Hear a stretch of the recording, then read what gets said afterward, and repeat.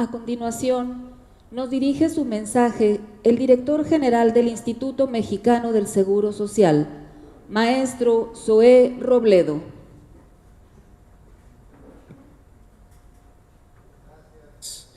Muchas gracias y muy buenas tardes tengan todas y todos.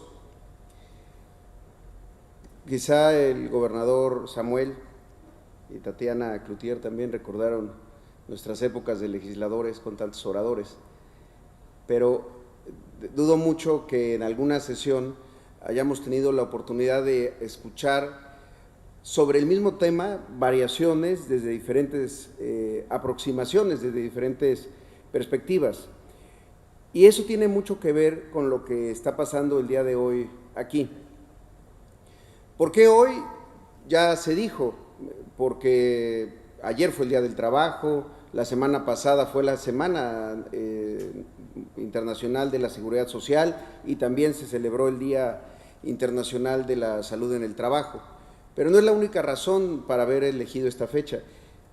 Tiene que ver con que el martes de la semana pasada el presidente López Obrador hablaba justo de lo que mencionaba ya hace un momento el gobernador Samuel. Tenemos que empezar a pensar en lo que sigue después de la pandemia. No porque esta haya concluido o porque esto signifique que debemos dejar de cuidarnos o hacer como que esto ya concluyó, no. Pero tenemos que acompañar los esfuerzos de las instituciones, de las organizaciones, de todas y de todos, hacia una nueva etapa de la post-pandemia, el post-COVID. Y cómo lo diseñemos y cómo lo pensemos juntos será la capacidad de tener éxito. ¿Por qué hoy? Creo que queda claro. ¿Y por qué aquí también? ¿Por qué aquí en Nuevo León? ¿Por qué aquí en Monterrey? ¿Y por qué aquí en Fundidora? Creo que no había otro mejor lugar para hablar de salud en el trabajo, de accidentes de trabajo y de la nueva normalidad, que en este lugar que efectivamente para todo el país, no solamente para este gran estado, para todo el país siempre significó esa capacidad de los hombres y mujeres del norte de levantar una industria tan importante en medio de las adversidades que esto significa en esta tierra. Pero quizá lo más importante es porque con ustedes, porque creo que la mejor forma de predecir el éxito de ELSA es esta gran convocatoria que se tuvo el día de hoy. Y escuchar a 3 secretarios de Estado, 2 secretarias y un secretario, a Nadine Gassman, al gobernador Samuel, a José Luis Carazo, representando a los trabajadores de la CTM, a empresarios como Chuy Vizcarra, como Pepe Abogaber, como Francisco Cervantes, en sus calidades de empresarios, pero también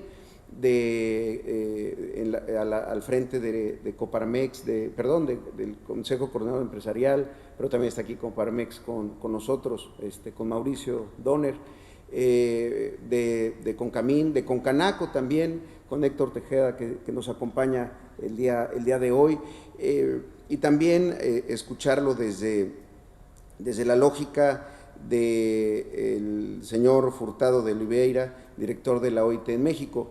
Creo que eso, más las representaciones de la CROM, de la CROC, de los mineros, de nuestro propio Sindicato Nacional de Trabajadores del Seguro Social, en su calidad el IMSS de empleador también, que es uno de los más grandes empleadores del país, cerca de 500,000 de trabajadores tiene el IMSS, y esto también va para nosotros, y desde luego INDEX, ANTAD, la AMIS, el CAP, en fin, todas y todos, la diputada Ivonne Cisneros, porque este no es un esfuerzo de una sola institución o solamente del gobierno federal, no podría ser así. Por eso, de verdad, al doctor Mauricio Hernández, muchas felicidades, a todo el equipo que hizo esto posible. Además, decirles, hoy aquí están reunidos los 35 representantes del IMSS en todos y cada uno de los estados, los delegados, como se les conocía antes, del IMSS están aquí, por eso traen su bata, su cofia, porque son personal de salud que enfrentó la pandemia, operó el sistema IMSS en cada uno de los estados que les correspondió. Por eso muchas gracias nuevamente. Hacía mucho que no nos juntábamos, nos vemos mucho tiempo, pero que no nos juntábamos todos, junto con los directores normativos que están aquí también al frente, los 9 directores normativos y directoras normativas del Seguro Social y la familia ampliada del IMSS, el secretario general Marcos Bucio, el director de la FORE, David Razú Aznar, el secretario general de la Conferencia Interamericana de Seguridad Social, Álvaro Velarca, desde luego los integrantes, el doctor Romeo de Fundación IMSS y también el Consejo Consultivo de la Fundación IMSS. Buenos días a todas y a todos. Y quiero ser muy breve porque ya se ha dicho mucho sobre ELSA, pero algo que me parece que es importante aclarar, porque nuestro lenguaje es muy curioso. Efectivamente, estando aquí en la tierra de Alfonso Reyes, hay que cuidar las palabras y hay que cuidar mucho el lenguaje, y muchas veces las instituciones abusamos del uso de abreviaciones que se forman de las iniciales de otras palabras, y las usamos tanto que cuando se convierten en acrónimos, de repente ya es un lenguaje completo. En el IMSS decimos que hablamos IMSSglish, porque de repente cuando uno lee un oficio o escucha a alguien y dice es que el RJP y la UMAE de tal y la DIDT y el SBC y la CUMAE y los TAODS y las TOAD, y bueno, se tarda uno en aprender a hablarlo, pero tiene que ver con las dimensiones de la organización. Pero hay algunos acrónimos en nuestro lenguaje que superan esa dimensión y se convierten realmente en nombres propios. Yo encontré hace poco una misión que se llamó César y me llamó mucho la atención. Era la colaboración española-argentina, y por eso era lo de César, para observación de la Tierra desde el espacio. Y entonces, al inicio de los años, de la década del año 2000, se hablaba mucho de la misión ELSA, de la herramienta ELSA, del telescopio ELSA, perdón, César, ELSA es la nuestra, y se arraigó mucho en eso. Por eso hoy que estamos en ese espíritu de presentar a ELSA, al principio entre los colaboradores me decían, ¿quién es ELSA? Pensando que era una colaboradora o de qué se trataba. Y yo lo que quiero aclarar es, primero, para que estemos tranquilos, ELSA no es como Lolita, ni como Dolores. Los más jóvenes quizá no me van a entender, pero otros sí, que hablábamos de Lolita y Dolores. ELSA no es así. ELSA busca la colaboración, lo decía la secretaria alcalde en su mensaje, no busca medidas punitivas y solamente pensar cómo vamos a llegar a cerrar aquellas empresas, centros de trabajo que no estén llevando a cabo algún protocolo. No es así. Y no es así justamente porque en la pandemia aprendimos que podía ser de una forma diferente. Los datos de alarma ya los escuchamos y creo que todos lo tenemos muy claro. Hoy la posibilidad es de hacer de la experiencia tan difícil, sacrificada, dolorosa, dura de la pandemia, hacer de ella un espacio de aprendizaje y de lecciones. Y lo digo porque durante la pandemia el IMSS, que ya colaboraba con las empresas, lo aprendió a hacer de manera emergente, y casi igual de emergente como lo fue tener que atender una nueva enfermedad, lo es atender lo que ya conocemos respecto a las enfermedades crónico-degenerativas y las posibilidades de evitar accidentes y enfermedades del trabajo. Cuando hoy se dice aquí, y lo dijo muy bien Pepe Abogaber, sobre cómo, aunque tengamos la bota, si no nos amarramos la agujeta, pues es como traer guaraches. Entonces, ahí es donde creo que tenemos que mantener esos nudos muy bien atados, que sean nudos entre la empresa, los trabajadores, las instituciones, las organizaciones, la colaboración internacional que tenemos hoy, también con las posibilidades con OIT, con la propia Organización Panamericana de la Salud, que está aquí Miguel Malo con nosotros, y desde luego con las cámaras empresariales. Insisto que lo vimos con la pandemia, y déjenme darles algunos datos para quienes no los conozcan. Cuando se hizo, se planteó, como dijo Paco Cervantes, la posibilidad de aperturar todo, 3 grandes sectores de la economía del país, y de Nuevo León y de la parte norte del país, quizá con mayor énfasis, y también de Occidente y del Bajío, de la automotriz y toda la cadena de producción, la línea de producción de automotriz. No solamente eran las armadoras, sino también autopartes, las armadoras de autobuses, en fin, y toda su red de suministro y de proveeduría, que también entraban a ser esenciales. Y también la minería y también la construcción.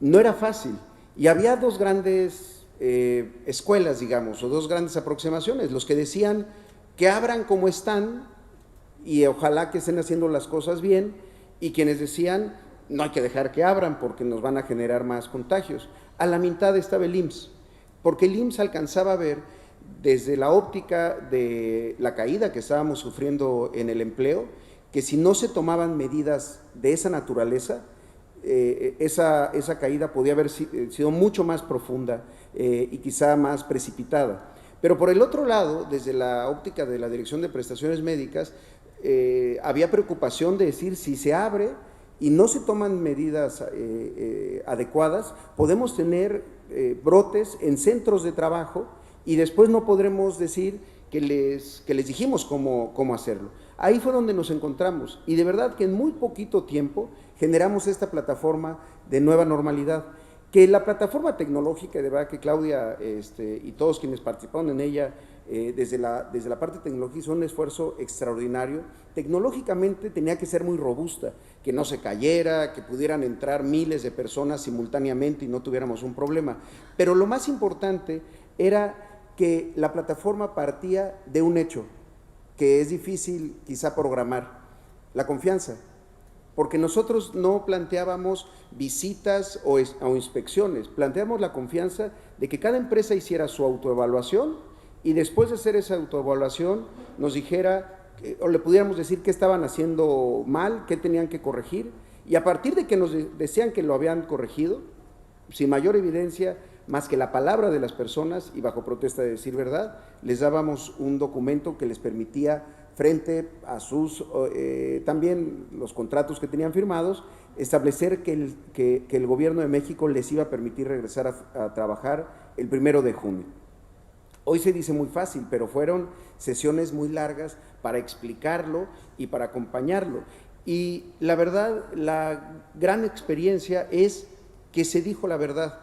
Prácticamente no hubo casos, nunca falta aquel que llega a intentar hacer las cosas de manera diferente, pero no hubo casos ni de colados, digámosles así, o free riders que quisieran aprovechar para decir mi empresa podría entrar dentro de este esquema y que no lo fuera, o aquellos que no estuvieran haciendo las cosas. Porque también teníamos forma de saberlo. Cuando empezáramos a ver que se incrementaban las incapacidades por enfermedad respiratoria, pues era evidente que alguien no estaba haciendo bien las cosas. Pero la verdad, no hubo brotes, no hubo alguna situación de preocupación entre trabajadores que regresaron a hacerlo. Y en muchos casos porque ya lo hacían muy bien. La minería, por ejemplo, que tiene protocolos muy estrictos en general, no solamente para enfermedades respiratorias, y que los que no las tenían lo tuvieron que hacer y se emparejaron. Pero esa palabra, esa posibilidad de trabajar en la base de la confianza, es también lo que estamos planteando hoy aquí con Elsa. Confianza basada en la corresponsabilidad y basada también en hacer cada quien su parte, cada quien lo que les corresponde. Y déjenme decirles que esas estrategias, que no solamente sumaron a casi 200,000 empresas dentro de la plataforma Nueva Normalidad, que después fue también para las otras empresas esenciales, a nosotros nos parece que fueron de las medidas que permitieron la recuperación de la economía, fundamentalmente del número de empleos registrados frente al IMSS. Eso y muchas otras acciones, los créditos solidarios a la palabra para las empresas pequeñas, para las pymes solidarias que no habían dado de baja a trabajadores, los convenios que nunca en la historia la directora de Incorporación y Recaudación, yo creo que lo podrá saber, se habían firmado tantos convenios para el pago en parcialidades de las cuotas, y que además también tenemos una tasa de retorno normal como debe de ser. Esos elementos hoy nos permiten estar aquí y no tener una situación económica o una crisis económica que no nos permita plantear nuevas estrategias. Pero también, y decirlo, los otros elementos que mantienen y permiten al Seguro Social tener hoy buena salud en sus finanzas, fueron a partir de acuerdos que tomó el presidente López Obrador, justamente con los empresarios y con los trabajadores.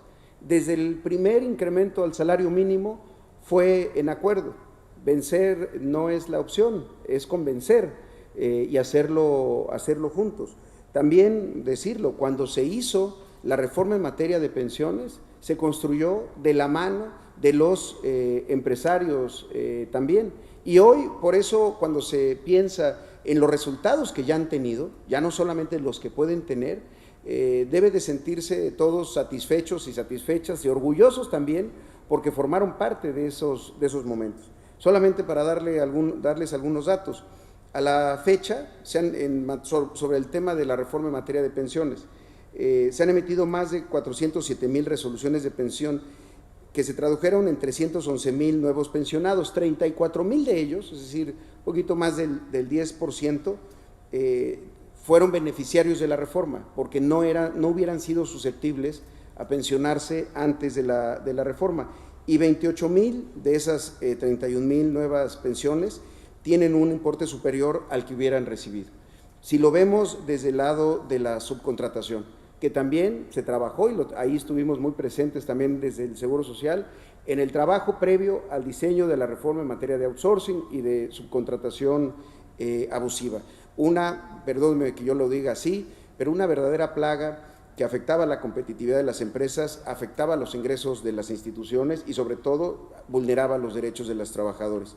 Ya son casi 3 millones de trabajadores que pasaron de una empresa prestadora de servicios de personal a la empresa real.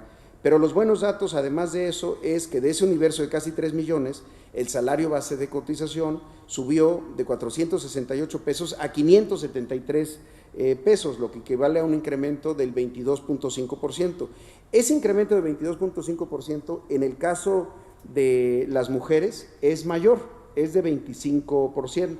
Al parecer había otras cosas que no integraban al salario, quizá muy enfocadas en las mujeres, en su calidad quizá de jefas de familia, y por eso quizá tiene que ver, pero eso es una hipótesis, pero se incrementó más todavía entre las mujeres. Y además hay un incremento del 7% entre trabajadores permanentes, lo cual habla también de esa proporción que dota de mayor tranquilidad y seguridad a los propios trabajadores. O aún más, en diciembre del 2021 tuvimos 2.9 millones de trabajadores que dejaron el esquema de la subcontratación, de ellos 2.8 millones cotizaron los 31 días de diciembre del 2021, o sea, 82,000 trabajadores. Era probable que fueran parte del número de las bajas de diciembre. Sabemos que hay muchas cuestiones estacionales sobre la caída de diciembre, pero esa ya no fue una razón, y eso es muy importante.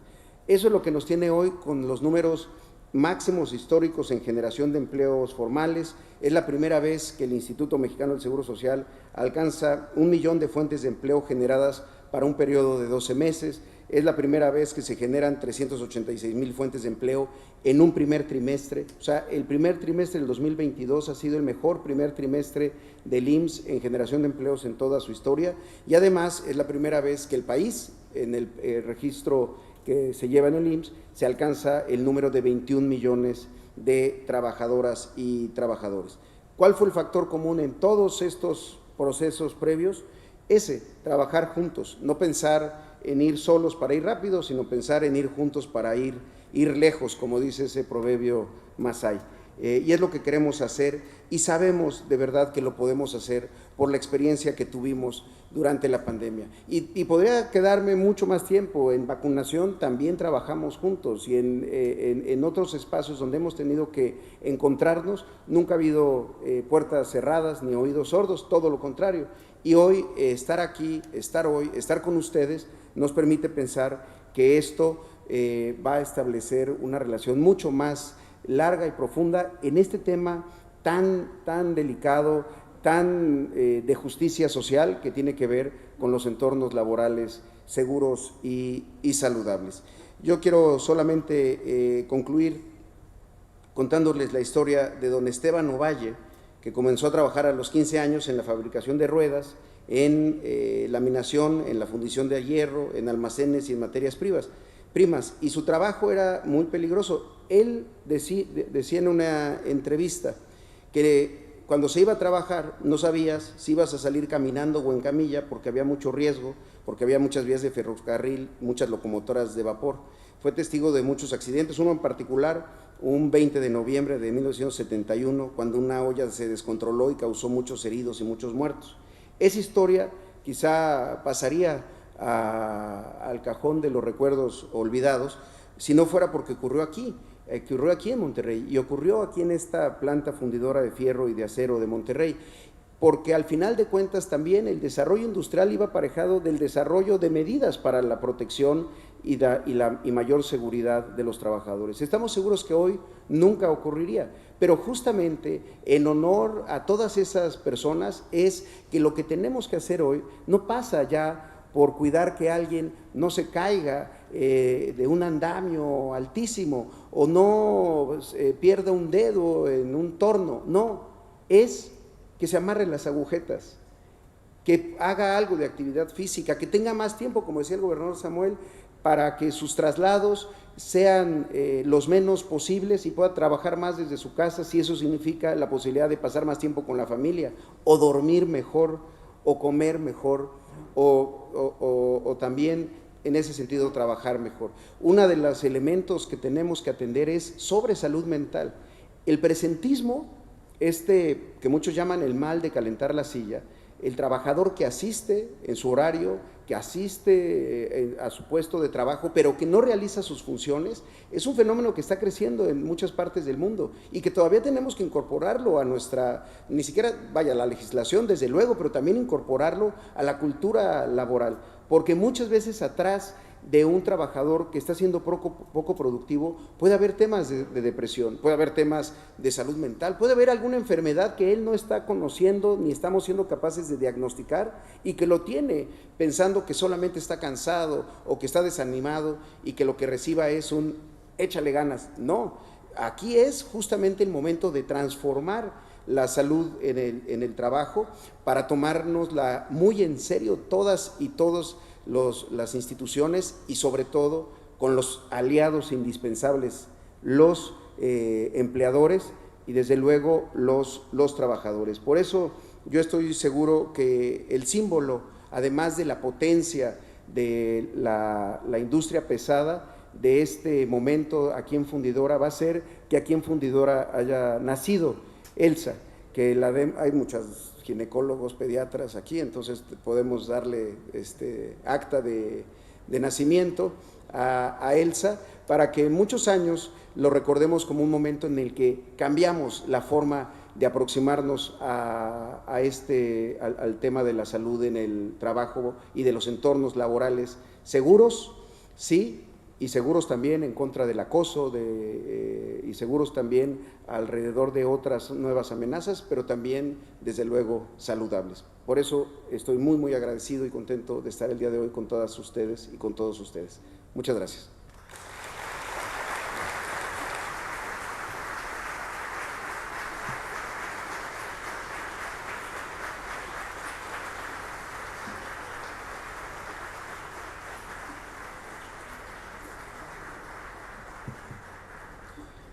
En estos momentos les pedimos el debido respeto para entonar nuestro himno nacional.